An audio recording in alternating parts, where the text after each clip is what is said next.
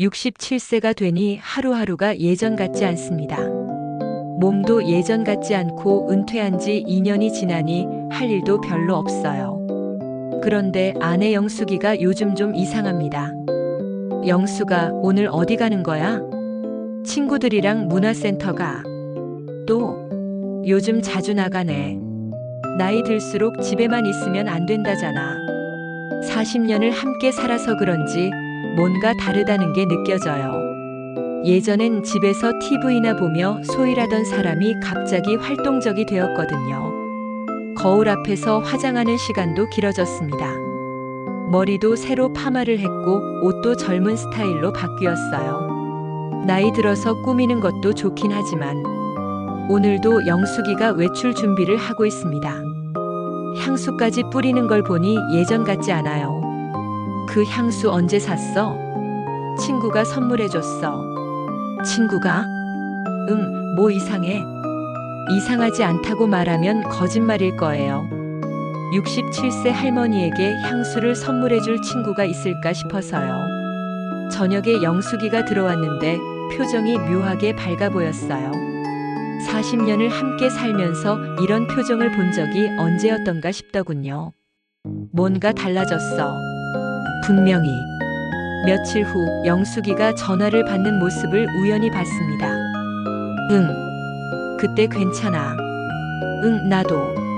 목소리가 다정했어요. 아주 다정했어요. 누구와 통화하는 건지 궁금해서 물어봤습니다. 누구 전화였어?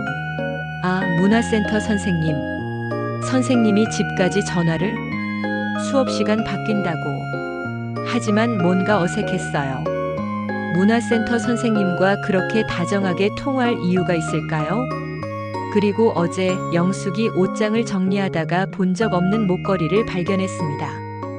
제법 비싸 보이는 금목걸이였어요. 이 목걸이 언제 샀어? 아, 그거? 할인할 때 샀어. 얼마였는데? 그냥 싸게 샀어. 하지만 영숙이가 혼자 이런 비싼 걸 살 리는 없어요. 40년을 살면서 그런 적이 한 번도 없었거든요. 설마 그런 건 아니겠지? 하지만 의심은 점점 커져갔습니다. 67세 늙은 남자가 아내를 의심해야 하는 상황이라니 참 서글펐어요. 밤에 잠자리에서 영숙이에게 물어봤습니다. 영숙아, 요즘 뭔가 달라진 것 같은데. 뭐가? 그냥 예전과 다른 것 같아서. 나이 들수록 변하는 거지 뭐. 정말 그런 걸까? 영숙이의 외출이 더욱 잦아졌습니다. 일주일에 서너 번은 나가고 늦게 들어오는 일도 많아졌어요. 혼자 집에 있는 시간이 늘어나니 자꾸 이상한 생각만 들어요. 67세 할머니가 뭘 한다는 거지? 텅 빈 거실에서 혼자 TV를 보고 있으니 참 쓸쓸합니다. 은퇴하고 나서 친구들과도 연락이 뜸해졌는데 이제 아내마저 집을 비우니 정말 외로워요. 오늘도 영숙이가 나갔습니다. 오늘은 언제 들어와? 늦을 수도 있어. 친구들이랑 저녁도 먹기로 했거든. 매번 친구들이랑. 왜? 나 혼자 놀면 안 돼? 말은 그렇게 하지만 40년을 함께 산 사이에 이런 적이 있었던가요? 아들한테 전화라도 해볼까 했지만 뭐라고 말하겠어요? 엄마가 요즘 자주 나간다고. 67세 아버지가 아내를 의심한다고. 너무 초라하잖아. 저녁 9시가 넘어서야 영숙이가 들어왔어요. 늦었네. 친구들이 놓아주질 않아서. 하지만 표정은 밝았어요. 피곤해 보이기보다는 오히려 활기차 보였어요. 이상해. 정말 이상해. 큰아들 정민이가 주말에 들렀습니다. 아버지, 요즘 어떻게 지내세요? 그냥 그럭저럭. 어머니는 요즘 많이 바쁘시던데요. 정민이도 눈치챘나 봅니다. 응. 문화센터 다니고 그래. 아버지는 뭐 하세요? 심심하지 않아요? 뭘 하겠어. 집에서 TV나 보고. 정민이가 제 표정을 유심히 보더니 조심스럽게 물어봤어요. 아버지, 혹시 어머니 때문에 걱정되는 일 있으세요? 가슴이 철렁했습니다. 아들도 뭔가 느꼈나 봐요. 왜 그런 소리를 해? 그냥 아버지 표정이 안 좋으셔서요. 한참을 망설이다가 조심스럽게 말했어요. 정민아, 엄마가 요즘 좀 이상해. 어떡해요? 자꾸 나가고 새 옷도 사고 예전 같지 않아. 정민이의 얼굴이 심각해졌어요. 아버지, 혹시 나도 모르겠다. 67세에 이런 걱정을 해야 하나 싶어서. 아버지, 확실한 건 알아봐야죠. 정말 알아봐야 하는 걸까? 하지만 아들이 함께 해준다니 다행이었어요. 혼자가 아니라는 게 위안이 되었거든요.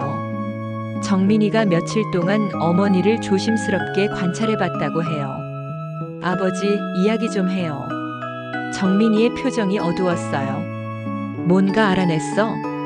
아버지, 어머니가 누군가와 만나고 계시는 것 같아요. 가슴이 쿵 떨어졌습니다. 누구를?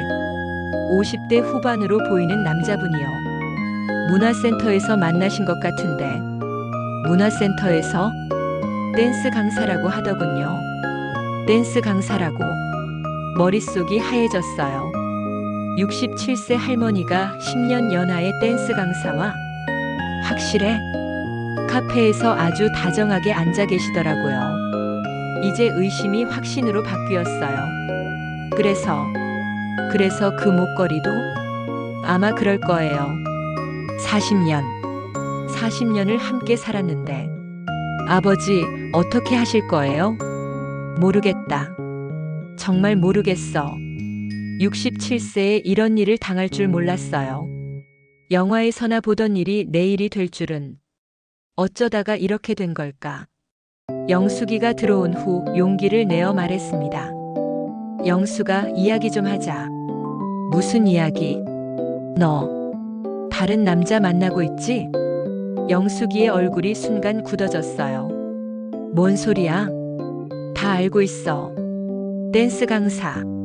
한참을 침묵하더니 영숙이가 말했어요. 알았으면 알았다고 해. 정말이야? 정말 그런 거야? 그래. 맞아. 가슴이 무너져 내렸어요. 왜 그랬어? 왜라니? 당신은 아무것도 모르잖아. 뭘 모른다는 거야? 나이 들수록 외롭다는 거 당신은 몰라. 영숙이의 목소리에 원망이 섞여 있었어요. 40년을 어떻게 살아온 건데? 40년? 40년이 뭐야? 나는 그냥 살았을 뿐이야. 그럼 나는 뭐야? 당신도 당신 인생 살았잖아. 이해할 수 없었어요. 40년 부부가 이렇게 남남이 될 수 있다니. 그 사람과는 언제까지 할 거야? 모르겠어. 지금은 그 사람이 좋아.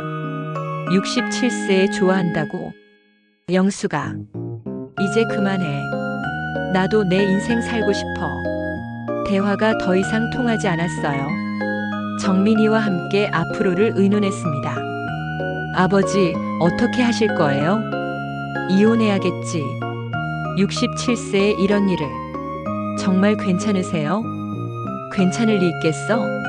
하지만 어쩌겠어. 이혼. 67세에 이혼이라니. 경제적으로는 어떻게 하실 거예요? 재산 분할하고. 혼자 살아야지. 아버지, 괜찮다. 이런 걸 참고 살 순 없잖아. 하지만 두려웠어요.